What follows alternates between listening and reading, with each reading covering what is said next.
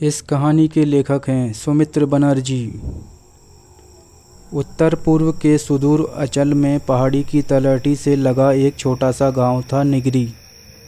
इस गांव की कुल आबादी 20 घरों की थी, जिसमें कुल जमा 42 लोग रहते थे, जिनमें बच्चे, बूढ़े और जवान सभी शामिल थे। इस गांव की ज़मीन भी बहुत उपजाऊ नहीं थी, मगर ये गांव प्राकृतिक दृश्यों से भरपूर समृद्ध था और यही वजह थी कि रईस ज़्यादा इस गांव में लगभग साल भर घूमने आते रहते थे और उनको ठहरने और घुमाने से गांव के नौजवानों को अच्छी आय हो जाती थी, जिससे उनके परिवार का भरण पोषण हो जाता था। गांव में पंचों ने ये व्यवस्था बना रखी थी कि सभी आगंतुकों को पंचायत के पास ही रजिस्ट्रेशन कराकर भुगतान करना होता था और पंचायत एक एक करके सभी परिवारों को उनकी जिम्मेदारी दे देती थी, जिससे मिलने वाला पैसा सभी परिवारों को बराबर बराबर बांट दिया जाता था। इससे कोई विवाद नहीं होता था।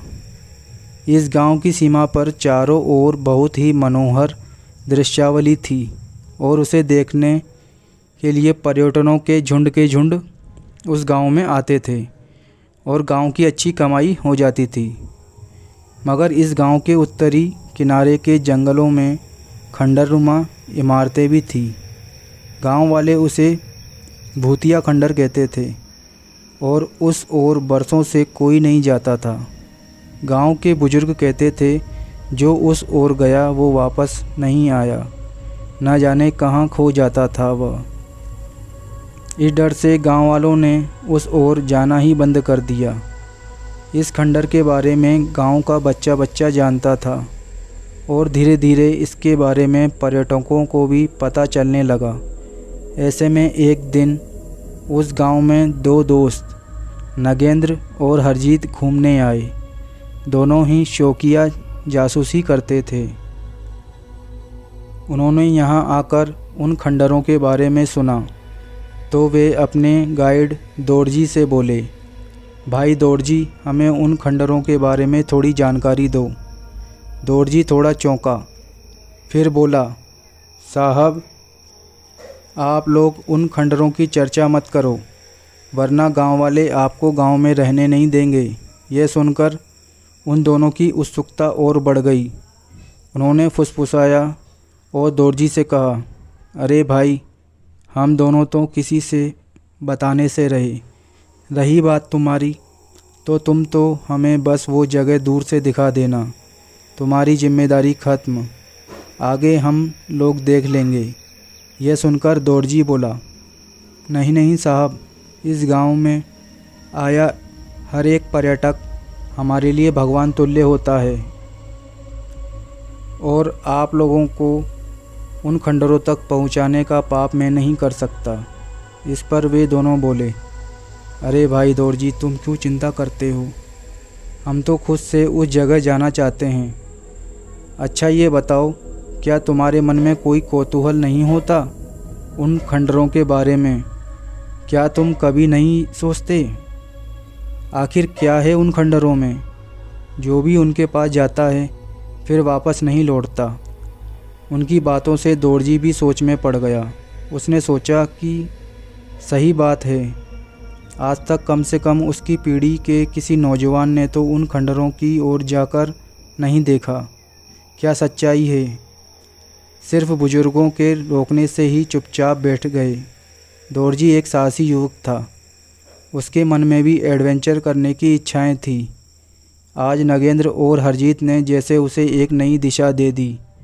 बस उसने मन ही मन विचार किया और बोला, चलिए भाई साहब, हम लोग उस ओर चलेंगे, मगर हमें सावधानी से जाना होगा और हम एक दिन में ही पूरी तरह उस ओर नहीं जाएंगे, बल्कि 1-2 दिन आसपास घूमने के बाद चलेंगे, जिससे किसी को ये कहने का मौका ना मिले कि हम खंडरों में जा रहे हैं।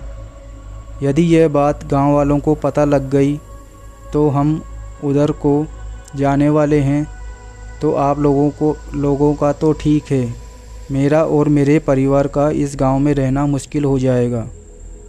दौरजी की बात सुनकर नगेंद्र बोला, देखो दौरजी, हम तुम्हें लिखित में दे देंगे कि तुम्हारे मना करने के बावजूद हम दोनों ने तुम्हें मजबूर किया कि तुम हमें उन खंडरों के पास पहुंचा दो। इसमें तुम्हारी कोई गलती नहीं है।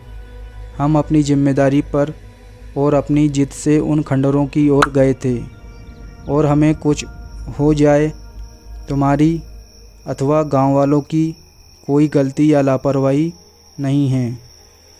इन बातों में दौरजी का मन डावाडोल हो उठा। वैसे भी वो खुद को डरपोक तो था नहीं, और सच कहा जाए तो वो खुद भी उन खंडरों को एक बार पास से देखना चाहता था। उसने मन ही मन विचार किया और फिर बोला, ठीक है साहब, मैं तैयार हूँ, मगर मेरे ख्याल से हमें सरपंच जी को व्यक्तिगत रूप से उधर जाने की जानकारी दे देनी चाहिए, क्योंकि एक तो वे हमारे गांव के सर्वे सर्वा हैं, और मेरे विचार से वे खुद भी उन खंडरों का रहस्य जानने के मन इच्छा रखते हैं, मगर समाज के सामने कहने से डरते हैं। दौरजी की बात सुनकर नगेंद्र ने बोला, चलो फिर हम उन्हें सूचित कराते हैं, हम वहाँ कल चलेंगे। वे तीनों सीधे सरपंच जी के घर पहुँचे। सरपंच जी उसी समय पूजा करके उठे थे और प्रसन्न मुद्रा में थे। तीनों ने उनका अभिवादन किया। उन्होंने मुस्कुराकर उत्तर दिया और बोले, स्वागत है। हरजीत ने आगे बढ़कर उनसे हाथ मिलाया, फिर नगेंद्र ने भी, और उन्होंने लोगों को बैठने के लिए कहा। अंदर चाय लाने के लिए आवाज़ लगाई। वे दोनों उनके बैठने के बाद सामने पड़े तख्त पर बैठ गए। नगेंद्र ने ही बात शुरू की, उस स्थान के प्राकृतिक दृश्यों की सराहना करते हुए गांव वालों के व्यवहार की भी तारीफ़ की। सरपंच जी ने उन लोगों के निवास स्थान की जानकारी ली। फिर बोले, अब बताएं, आप लोग मुझसे क्यों मिलने आए हैं। सुनकर हरजीत ने बात शुरू की। वो बोला, सरपंच जी, यहाँ के प्राकृतिक दृश्य तो सचमुच कमाल के हैं, मगर हम दोनों थोड़ा खोजी प्रवृत्ति के हैं, और यहाँ आकर जंगल के उन खंडरों के बारे में सुनकर हम एक बार वहाँ जाने की इच्छा रखते हैं। हमने ये बात दौरजी को भी कही ही, उसने मना कर दिया। तब हमने सोचा कि आपसे अनुमति ली जाए। तब नगेंद्र बोला, महोदय, हमने उस जगह के बारे में सब सुन लिया है, इसके बावजूद भी हम वहाँ जाना चाहते हैं। इसलिए वहाँ जाने से पहले हम आपको लिखित में दे जाएंगे कि हम अपनी जिद और मर्ज़ी से वहाँ जा रहे हैं। जिसके जो भी परिणाम होंगे, इसके लिए सिर्फ हम ही उत्तरदायी होंगे। इसमें गांव वालों की कोई जिम्मेदारी नहीं होगी। सुनकर सरपंच जी सोच में डूब गए। दोनों दोस्त उनसे लगातार विनती कर रहे थे। आखिर उन्होंने कुछ सोचकर उन्हें वहां जाने की अनुमति दे दी। साथ ही कहा, देखो बेटा, आप लोग मेरे बेटे की उम्र के हो, इस लिहाज से मैं सिर्फ एक ही बात कहूँगा, अपने साथ एक भगवान की छोटी तस्वीर जेब में ज़रूर ले जाना, और हो सके तो खुशबूदार अगरबत्ती भी रख लेना। बाकी भगवान तुम्हारी सहायता करे। सरपंच जी से अनुमति लेकर वे तीनों चले आए। आकर उन्होंने उस दिन आसपास घूमने के बाद जल्दी लौटकर अगले दिन खंडरों की ओर निकलने की तैयारी की। लौटते वक्त वे तीनों के लिए एक एक छोटी भगवान की मूर्ति और खुशबूदार अगरबत्ती लाइटर भी ले आए। साथ ही उन्होंने तीनों के लिए तेज़ रोशनी वाली पॉकेट टॉर्च और कुछ मोमबत्तियां भी रख ली। सब तैयारी करके वे डेरे के पास लौटे और अगले दिन सुबह जल्दी निकलने का तय करके उन्होंने दौरजी को विदा किया। अगले दिन सुबह वे लोग जल्दी ही निकल पड़े। दौरजी नाश्ता और लंच सब पैक करवा के ले आया। पानी बोतल का एक पूरा क्रेट भी साथ ले लिया। अब वह लोग निकल पड़े। हालांकि उन्हें शाम तक लौट आने की उम्मीद थी, मगर फिर भी हरजीत ने कहा, हमें कुछ ड्राई फ्रूट और चिप्स ले लेने चाहिए, हो सकता है रात देर हो जाए। सब सामान लेकर वे तैयार हुए और निकल पड़े। लगभग 2 घंटे में वे जंगल के भीतरी हिस्से में बने उन खंडरों तक पहुंच गए। वे देखने में बाहर से किसी बड़ी हवेली के भग्नावशेष जैसे लग रहे थे, जिसके आसपास शायद घुड़साल रही होगी, क्योंकि वहाँ खंडर एक नहीं 2 थे, एक मुख्य इमारत और एक अस्तबल जैसी बनावट का खंडर। वहाँ पहुंचकर उन्होंने चाय पी। फिर दोरजी ने बताया कि उसने दादाजी से सुना था कि लगभग 100 वर्ष पहले इस क्षेत्र के जागीरदार की हवेली होती थी और उस हवेली के आखिरी वारिस चौधरी रसिक नारायण जागीरदार थे, जो नाम के अनुरूप ही रसिया थे। सारे जागीर से जो भी महिला उन्हें पसंद आ जाती, उसे अपनी आगोश में लेकर वासना पूर्ति उनका सबसे प्रिय शगल था, और इसमें जिसने भी विरोध किया उसे जान से हाथ धोना पड़ता था। ऐसा ही एक वाक़या हुआ जो उस हवेली के उजड़ने की मुख्य वजह बना। नगेंद्र और हरजीत मनोयोग से सारा किस्सा सुना रहे थे।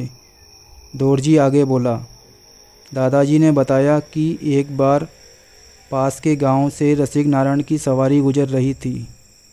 उस समय गांव के तत्कालीन सरपंच की बेटी, जो दूर शहर में डॉक्टरी पढ़ रही थी, वो छुट्टियों में घर आई थी। वो लड़की शहर में पली बिंदास लड़की थी। वो गांव की कोई दब्बू किस्म की लाचार औरत नहीं थी। उस दिन वो अपने प्रिय घोड़े पर बैठकर गांव से बाहर सैर के लिए निकली। उसने घुड़सवारी के लिए चुस्त कपड़े पहन रखे थे, जिनसे उसका पूरा बदन पूरी तरह उजागर हो रहा था। उसी समय चौधरी रसिक नारायण की सवारी भी वहाँ से गुजर रही थी। उसकी नज़र इस लड़की पर पड़ी। बस उसे देखते ही उनका दिल बेकाबू हो उठा। उन्होंने अपने मुसाहिबों को इशारा किया।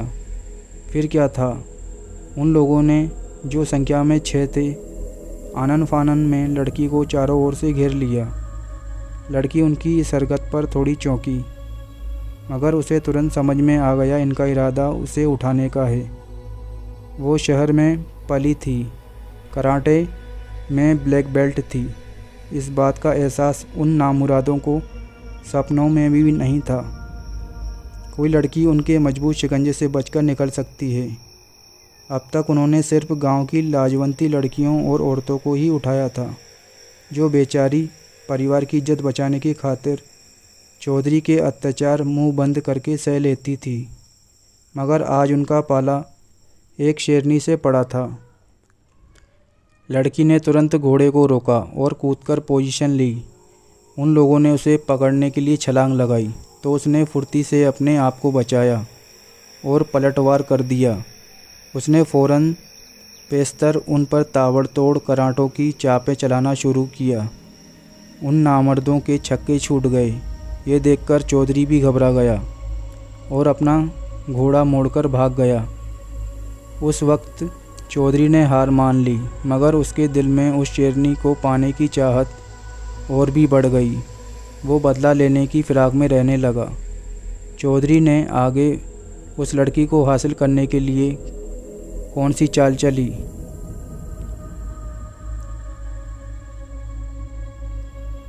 दोरजी ने आगे बताया कि लड़की के वारों से उन मुसाहिबों के छक्के छूट गए। वे जान बचाने इधर उधर भागकर अपने घोड़ों को ढूंढने लगे, मगर शायद घोड़े भी हंगामा की आशंका भांपकर पहले से रफू चक्कर हो चुके थे। लड़की ने मार मारकर उन 6 का बुर्ता बना दिया। सबके हाथ पैरों की हड्डियां टूट चुकी थी। वे उठने बैठने को लाचार होकर ज़मीन में घिसट रहे थे। रसिक नारायण तो पहले ही मैदान छोड़कर भाग गया। उन्होंने हवेली में लौटकर राहत की सांस ली। फिर लगभग 2 घंटे प्रतीक्षा करने के बावजूद जब उनके मुसाहिब लौटकर नहीं आए, तो उन्होंने अपने लठैतों को उन्हें ढूंढने के लिए भेजा। थोड़ी देर में लठैत उन 6 को लाद कर ले आए। उनकी हालत देख रसिक नारायण ने झुरझुरी सी ली और उनके इलाज का इंतजाम करवाया। रसिक नारायण उस दिन की घटना भूले नहीं थे, मगर वे सतर्क थे। अपने मन की बात मनी मन में छुपाए हुए थे। इस बात को लगभग 15 दिन गुजर गए, मगर इस बीच रसिक नारायण खुफिया तरीके से उस लड़की की एक एक हरकत पर नज़र रखे हुए थे। उन्हें पता चल गया था कि लड़की बहुत साहसी है, मगर सिर्फ तिलचट्टे से बहुत बुरी तरह से घबराती है। बस रसिक नारायण को जैसे कारू का खजाना हाथ लग गया हो। उन्होंने ये भी पता लगाया कि लड़की भोर होते ही जॉगिंग के लिए अपने घर से निकलकर लगभग 2 किलोमीटर खुले मैदान में आती है और वहाँ एकांत में अपनी कसरतें करती है। रसिक नारायण के शैतानी दिमाग ने अपनी योजना बना ली। उसने अपने 2 विश्वस्त लठेतों के साथ एक बांदी को लिया और सुबह मुँह अंधेरे इस मैदान के एक घने पेड़ों के झुरमुट में जाकर छिप गया। उसने अपनी बांदी को एक पॉलीथीन में पकड़कर लगभग 30-40 तिलचट्टे दिए और समझा दिया कि उसे सिर्फ उन तिलचट्टों को उस लड़की के ऊपर उछालना है और भाग जाना है। भोर अंधेरे ही वो आ गई और अपने अपने घोड़ों को एक पेड़ से बांधकर अपनी कसरत की तैयारी शुरू कर दी। इसी समय उसके इशारे पर ठाकुर की बांदी ने उसके नज़दीक आकर तिलचट्टे का पैकेट उस पर उछाल दिया। फलस्वरूप सारे तिलचट्टे एक साथ बिलबिला कर निकल पड़े और उसके जिस्म पर फैल गए। लड़की घबरा गई और बचाव हेतु इधर उधर भागने लगी। तभी रसिक नारायण के इशारे पर दोनों लठेतों ने उस पर कंबल डालकर उसे उठा लिया और बांध कर ले गए। रसिक नारायण उसे लेकर अपने रंग महल में पहुंचा और उसे बंधी हालत में ही बेहोशी की दवा सुंघा दी। लड़की को जब होश आया तो वो चारपाई से मजबूती से बंधी हुई थी। उसने अपने चारों ओर नज़र घुमाकर हालात का जायज़ा लिया। वो समझ गई कि रसिक नारायण के चंगुल में फंस चुकी है। उसने आनन फानन में तय कर लिया कि अब क्या करना है और चुपचाप आंखें बंद करके पड़ी रही। थोड़ी देर में रसिक नारायण नशे में चूर होकर वहाँ आया और उसने आते ही वहाँ उपस्थित लड़कियों को वहाँ से जाने को कह दिया। उनके जाने के बाद वो उसके नज़दीक आया और झुककर उसका मुआयना करने लगा। सहसा लड़की ने आंखें खोली और उसको देखकर मुस्कुराई। रसिक नारायण को आंखों पर विश्वास नहीं हुआ तो लड़की आवाज़ में शहद सा बोलते हुए बोली, क्या ठाकुर ऐसे ही बंधे बंधे कहीं मज़े लिए जाते हैं? ठाकुर चौंका, फिर धूर्तता से हंसकर बोला, नहीं नहीं, मैं किसी झांसे में आने वाला नहीं। तुम समझती हो मुझे बेवकूफ़ बनाकर यहाँ से निकल जाओगी? तो लड़की सेक्सी आवाज़ में बोली, अरे नहीं ठाकुर, मैं तो तुम्हारे साथ ऐश करने के सपने देख रही हूँ। ये ठीक है कि उस दिन मैंने तुम्हें गलत समझा था। दरअसल मुझे बाद में तुम्हारी मर्दानगी का पता चला। यहाँ तो घर घर में औरतों के तुम हीरो हो। रसिक नारायण नशे में तो था ही, उस पर अपनी मर्दानगी के कसीदे सुनकर उसका सीना चौड़ा हो गया। वह मूँछों पर हाथ फेरता हुआ मुस्कुराकर बोला। उसने फिर भी सावधानी बरती और बोला, देखो तुम बात तो सही कर रही हो, मगर मुझे तुम पर भरोसा नहीं हो रहा। तुम मुझे झांसा देकर निकल जाना चाहती हो। लड़की हो करके हंस पड़ी, बोली, अरे मेरे भोले बलम, मैं शहर में रहती हूँ, वहाँ हम लोग बहुत ऐश करते हैं। यहाँ जिससे लड़कियाँ शर्माती हैं वह सब कुछ आम बात है। हम अक्सर शाम को क्लबों में जाम पीते हैं और सभी तरह के मज़े लेते हैं। मैं तो यहाँ आकर उन मज़ों के लिए तरस गई हूँ। आज सही आनंद आएगा। कुछ तो नशे की खुमारी और कुछ लड़की की मदहोश कर देने वाली बातें। ठाकुर तो फूलकर कुप्पा हो गया। लड़की ने लोहा गर्म देखकर अपनी चोट की, बोली, ठाकुर मैं तुमसे ये नहीं कहूँगी कि मुझे पूरी तरह खोल दो, मगर कम से कम मेरे हाथ तो खोल दो, जिससे मैं अपने हाथों से तुम्हें जाम पेश कर सकूं। अरे जब साकी हाजिर है फिर अपने हाथ से जाम क्यों पीना? ठाकुर अपने होश खो चुका था। उसकी बुद्धि वासना के आगे लुप्त हो चुकी थी और वो सिर्फ कल्पना में ही आनंद सागर गोते लगा रहा था। उसने सोचा, हाथ खोल देते हैं, पैर तो बंधे रहेंगे, ये भाग नहीं पाएगी। ठाकुर ने उसके हाथ खोल दिए। लड़की ने हाथों को रगड़कर सही किया और बोतल का गिलास ठाकुर से लेकर उसे जाम बनाकर पेश किया। ठाकुर तो सपने में भी उसके ऐसे व्यवहार की कल्पना नहीं कर सकता था। उसका दिल बल्लियों उछलने लगा। उसने लड़की का हाथ पकड़ना चाहा, मगर लड़की अदा से अपने हाथ छुड़ा लिया। 2-3 पैक पीकर पहले ही टुन्न ठाकुर लुढ़क गया तो लड़की ने सावधानी से अपने बचे बंधन खोले, उठकर खड़ी हुई। थोड़ा चल फिरकर उसने शरीर को स्थिर किया और ठाकुर को हिलाकर देखा। वो मुँह करके पलट गया। लड़की ने कसकर 2 लात ठाकुर को जमाई तो वह कुलबुलाकर फिर सो गया। लड़की ने कमरे में नज़र दौड़ाई तो उसे वहाँ बंदूक और गोली बारूद का स्टोर दिखाई दिया। उसने वहाँ जाकर बारूद की पेटियों के बीच सुतली की लड़ियाँ बिछा डाली। फिर उसने जिस रस्सी से उसे बांधा गया था उसी रस्सी से ठाकुर रसिक नारायण को कसकर पलंग से बांध दिया। ठाकुर थोड़ा कुलमुलाया तो उसने चादर फाड़कर उसके मुंह में भर दिया। उसने सब तैयारी करके ठाकुर की जेबें टटोली और माचिस निकालकर सुतली के बंडल में इस तरह आग लगा दी कि लपटें ना निकलें बल्कि वे सुलगती रहें। इतना सब करके उसने दरवाज़ा खोलकर बाहर खड़े पहरेदार से कहा कि वो ठाकुर साहब के लिए शराब और कुछ नॉनवेज गर्मा गर्म तैयार कराकर ले आए। पहरेदार हिचकिचाया तो वो बोली, जाते हो या ठाकुर साहब को बोलूं? वो बेचारा तुरंत चला गया। लड़की ने कमरे का दरवाज़ा बाहर से बंद कर दिया और धीरे से मुख्य द्वार पर पहुंची। वहाँ के दोनों पहरेदार नशे में धुत पड़े थे, क्योंकि वो जानते थे कि आज ठाकुर साहब शाम के पहले बाहर नहीं निकलेंगे। बस लड़की ने बाहर निकालकर उन दोनों पहरेदारों को उनके ही कक्ष में बाहर से दरवाज़ा लगाकर बंद कर दिया और मुख्य द्वार को भी बाहर से बंद करके वहाँ से भाग निकली। अभी वो थोड़ी दूर ही पहुँची थी कि भयानक विस्फोट की आवाज़ उसके कानों में पड़ी। फिर तो थोड़े थोड़े अंतराल में वहाँ से विस्फोटों की आवाज़ आती रही। लड़की की आंखों में सुकून उतर आया। वो वहाँ से किसी तरह मुख्य सड़क तक आकर अपने घर पहुँच गई।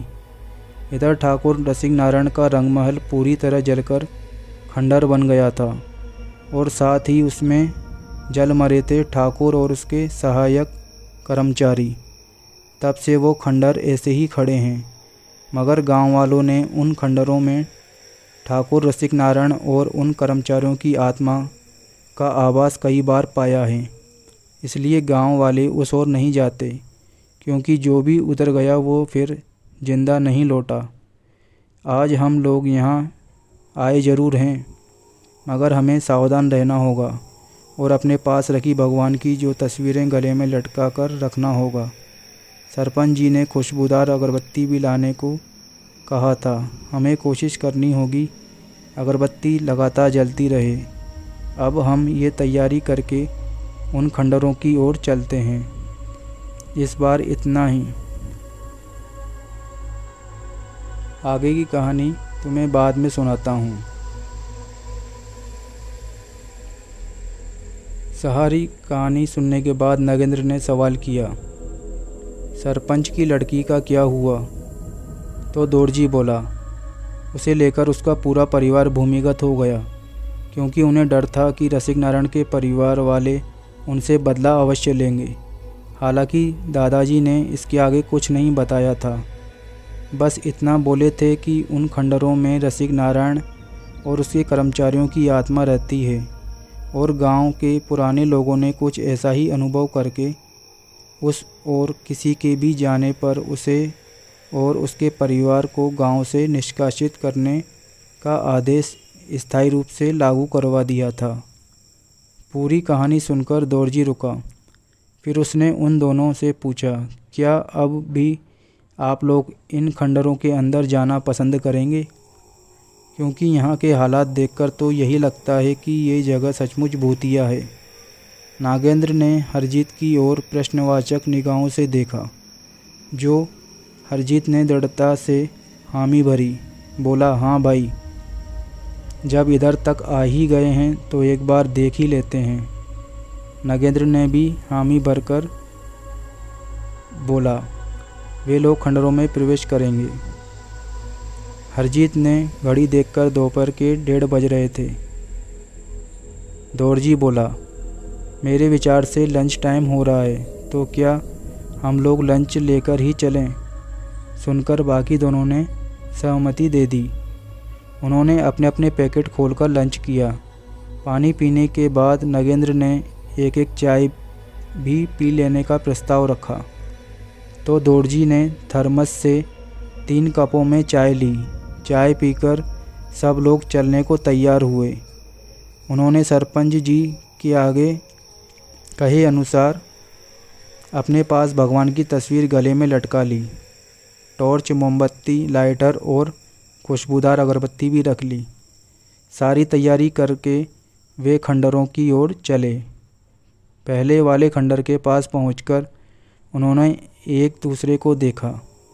आंखों में इशारा करते हुए वे भगवान का नाम लेकर इसके अंदर प्रवेश कर गए। अंदर घुसते ही उन्हें चमगादड़ों की बीट, कबूतरों के पंख और अनेक प्रकार की हड्डियां चारों ओर बिखरी दिखाई दी। वे समझ गए कि यहाँ जंगली जानवरों का अड्डा बन गया है। वे नाक में रुमाल रखकर आगे बढ़े। खंडर में बहुत सारे कमरे बने थे, सभी बहुत बुरी हालत में थे।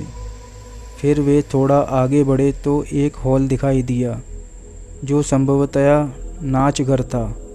उसके अंदर जाने पर उन्हें आश्चर्यजनक रूप से एहसास हुआ कि शायद अभी भी इसका उपयोग होता था, क्योंकि वो अपेक्षाकृत काफ़ी साफ़ सुथरा लग रहा था। उन्होंने चकित दृष्टि से उस हाल का मुआयना करना शुरू किया तो शराब की खाली बोतलें और जो दूसरी चीज़ दिखाई दी थी, जानवरों की अधबची हड्डियाँ। उन्हें देखकर ऐसा लगता था वे ज़्यादा पुरानी नहीं हैं, क्योंकि उनमें कहीं कहीं कच्चा सड़ा हुआ मांस अभी भी लगा हुआ था, जिससे उठने वाली बदबू वे उस जगह खड़े रहना दूभर हो रहा था। उन्होंने वहाँ से निकलने की सोची। वे पलटे और बाहर को चले, मगर ये क्या, उन्होंने महसूस किया कि वे बाहर के बजाय हवेली के अंदर ही घुसते जा रहे हैं। वे वहाँ से लौटकर वापस हॉल में आए और उन्होंने हॉल का दोबारा मुआयना किया तो पाया कि उसके चारों ओर एक से लगने वाले दरवाजे बने थे और ये समझ पाना कठिन था कि वे किस द्वार से आए थे। वे लोग चकरा गए। पुराने ज़माने में सुरक्षा की दृष्टि से हवेलियों में ऐसी भूलभुलैया बनाने का चलन था। उनमें फंसकर दुश्मन आखिर हार कर आत्मसमर्पण कर देता था। उन लोगों ने बहुत सारे दरवाजे ट्राई किए, मगर सफलता नहीं मिली। इधर बदबू से उनका सर फटने लगा था। तभी दौड़जी को ध्यान आया, वे लोग खुशबूदार अगरबत्तियां लाए हैं। उसने अपने पास के पैकेट में से कुछ तीलियां निकालकर जलाई। थोड़ी देर में वातावरण महक उठा। तब उनकी जान में जान आई। उन्होंने एक जगह को थोड़ा साफ किया और बैठ गए। इधर समय तेज़ी से गुजर रहा था। शाम उतरने लगी थी और फिर ये जगह तो घने जंगल में थी ही। सो हाल में तेज़ी से अंधेरा फैलने लगा। दौड़जी ने ही पलक पहल की और अपने पास से एक मोमबत्ती निकालकर जला दी। अंधेरा कुछ कम हुआ। तब उन दोनों ने भी अपनी अपनी मोमबत्तियां जला ली। हॉल में मटमेला सा उजाला भर गया। अगरबत्ती की वजह से बदबू का एहसास भी कम हुआ। उन तीनों ने फिर एक बार कोशिश करने की सोची और उठकर एक दरवाजे की ओर बढ़े, मगर वो भी गलत निकला।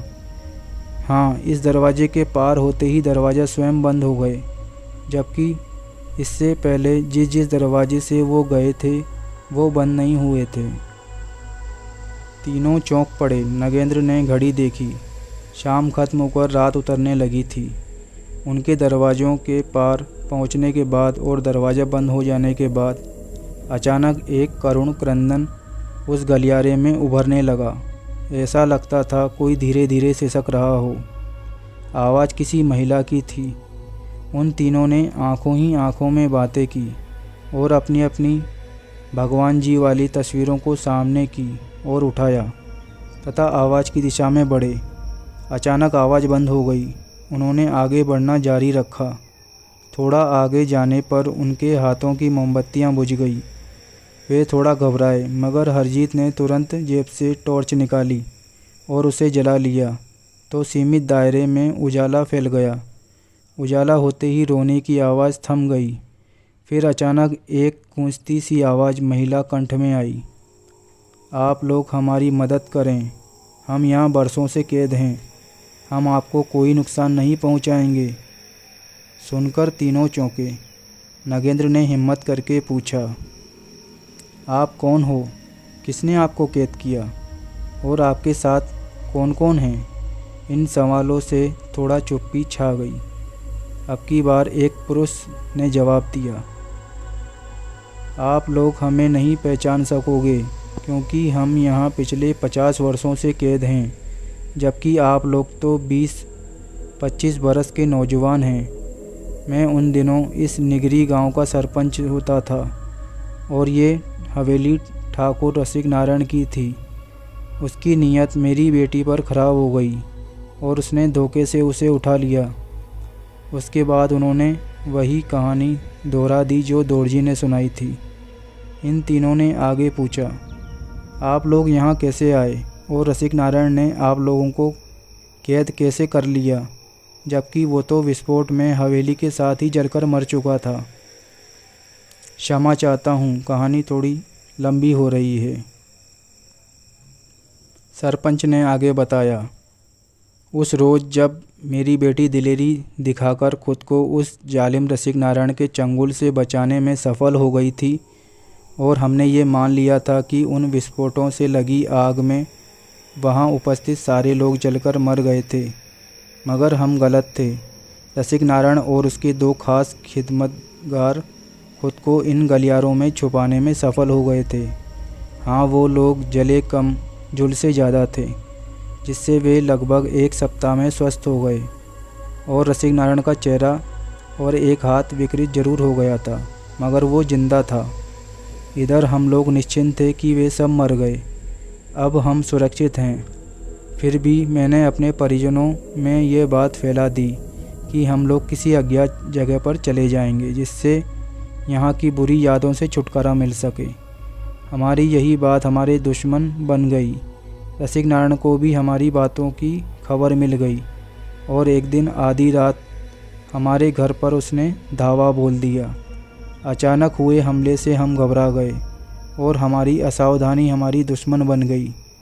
उसके लोगों ने हम तीनों को उठा लिया और यहाँ ले आए। रसिक नारायण को जिंदा देखकर हम लोग बुरी तरह घबरा गए। पहले तो हमें लगा उसका भूत देख रहे हैं,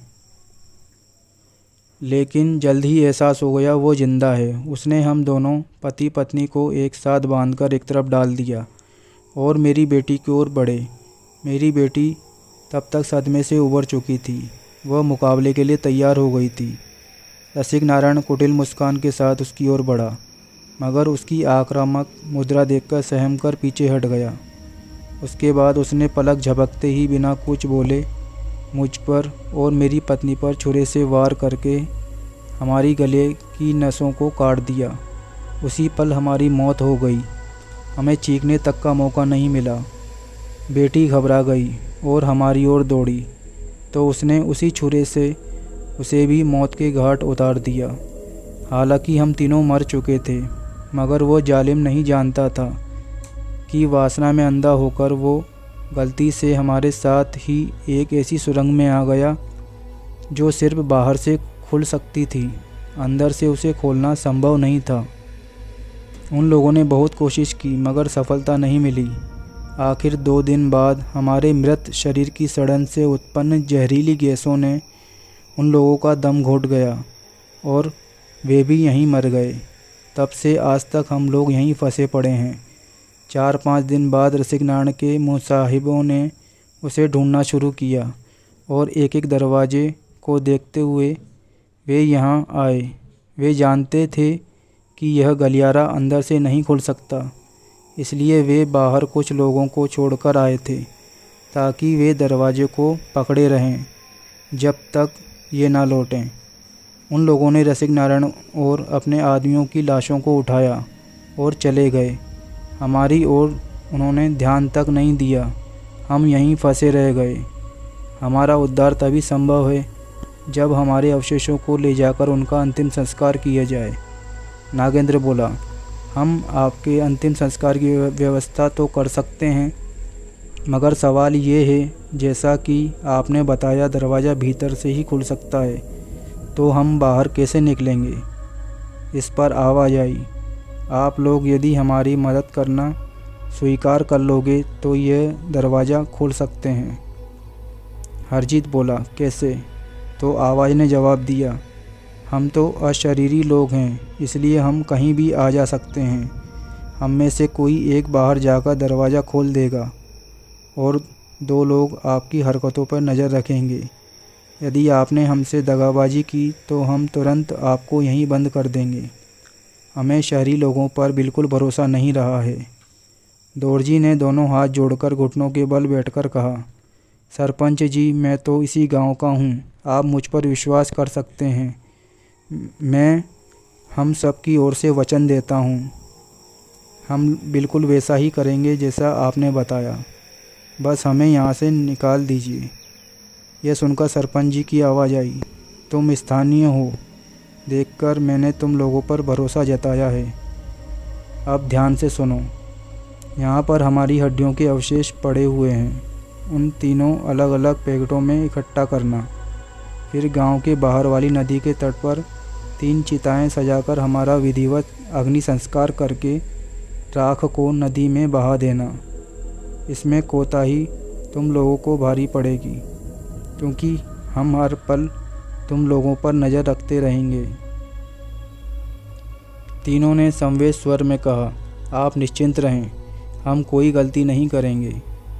अब आवाज़ बोली, आप लोग अपनी टॉर्च जला लो, मगर मोमबत्ती मत जलाना। उन्होंने तीनों टॉर्च जला ली। गलियारे में काफ़ी उजाला फैल गया। तीनों ने मिलकर ढूंढना शुरू किया और जिन पैकेटों में भोजन इत्यादि लाए थे उन्हीं खाली करके उनमें वहाँ बिखरे अवशेषों को भरना शुरू किया। पैकेट भरते हुए नगेंद्र ने सवाल किया, जब आप लोग यहाँ गलियारे में पड़े हैं तो बाहर किसने आतंक मचा रखा है? क्योंकि हमने सुना है जो भी यहाँ आया फिर वापस नहीं लौटा, ना ही उसकी लाश का कुछ पता चला। ऐसा क्यों? इस पर जवाब मिला, ऐसी घटना यहाँ बरसों पूर्व हुई थी, अब तो ऐसा कुछ नहीं। दरअसल रसिक नारायण ने इस जगह को अपने अवैध कारनामों के लिए बनाया था, जिसमें वो सीमा पार से हथियारों का धंधा करता था। उसके मरने के बाद उसके विश्वस्त 2 सेवकों ने हथियारों के सौदागरों से मिलकर वहीं धंधा करना शुरू कर दिया और वे ही लोग यहाँ आने वाले को मारकर दफना देते थे, जिससे उनको पता नहीं चल पाता। बाद में तो सिर्फ अफवाहें रह गईं। बातें करते हुए तीनों ने सभी अवशेष पैकेट में भर लिए। सो उनके बताने पर अशरीरी आवाज़ ने कहा, वे टॉर्च बुझा दें और इंतज़ार करें, दरवाज़ा खुल जाएगा। गलियारे में गुप्त अंधेरा फैला हुआ था। तभी रोशनी की झलक सी दिखाई दी और ताज़ी हवा का सड़ांध रक्त झोंका सा अंदर आया। ये लोग समझ गए कि दरवाज़ा खुल गया है। वे पैकेटों को लेकर बाहर आ गए। अब तीनों ने विचार किया कि अभी तो रात काफ़ी बाकी है, इसलिए अभी ही नदी किनारे चलकर इनका अंतिम संस्कार कर दिया जाए। वे नदी किनारे बने शमशान में पहुँचे और लकड़ियाँ लेकर 3 चिताएं सजाकर एक एक पैकेट उनमें रख दिया और आग लगा दी। लगभग 3 घंटे बाद जब आग शांत हुई तो राख को इकट्ठा करके उन्होंने नदी में बहा दिया। राख पानी में घुलते ही उन्होंने नदी के ऊपर एक पुरुष और 2 महिलाओं की छाया उभरती महसूस की। वे विदाई सूचक हाथ हिला रहे थे। उन तीनों ने भी हाथ हिलाकर उन्हें विदाई दी और वापस गांव की ओर चले। उनके गांव पहुंचने तक पाँव फट चुकी थी। वे तीनों नागेंद्र लोगों के निवास पर पहुंचे और हाथ मुंह धोकर सो गए। जब नींद खुली तो दोपहर हो चुकी थी। उन्होंने उठकर चाय पी, फिर दौड़जी को भेजकर खाना बुलवाया और खाना खाकर वे सरपंच जी के घर पहुँचे। सरपंच जी उसी समय भोजन करके उठे थे। उन्होंने उनको सब हाल बताया। ये भी बताया कि उन खंडरों में जाने में अब कोई भय नहीं। सरपंच जी ने उनका आभार जताया और बोले, अब हम लोग उस क्षेत्र को भी पर्यटकों के लिए खोल सकते हैं। इस प्रकार भूतवा खंडरों की कहानी संपन्न हुई।